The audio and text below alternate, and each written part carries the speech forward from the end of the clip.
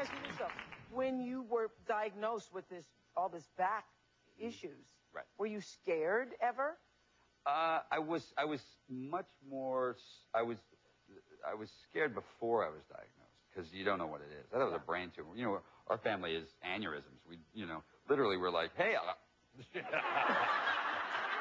It's true. I mean, our whole family is like, they look perfectly good, and then,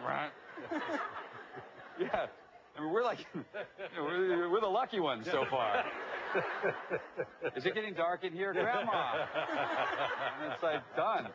Okay. And so I thought, well, I've got an aneurysm or a brain tumor or something like that. I didn't know what it was, and so I think that. Because you were getting headaches. Yeah, they were really, really. I mean, not just headaches. They were like, you couldn't move, you couldn't function. And that's why I'm going to kill myself on live television. And so before it happened, before we could figure out what it was, I was concerned with it. But after, once we knew what it was, then it's just sort of, I was on a doctor show for a while. I sort of know some.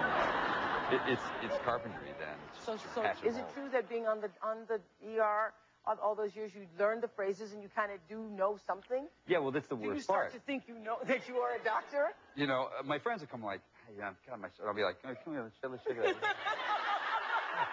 Oh, yeah, that gland's swollen.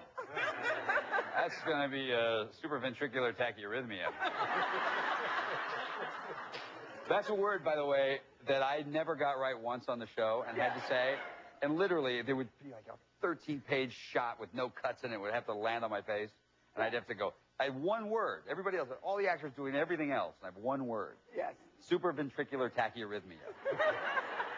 Supraventricular tachyarrhythmia. Yeah, okay. Now I can get it. I wake up in the middle of the night. Supraventricular tachyarrhythmia. Still. It made me crazy. Thank you, George.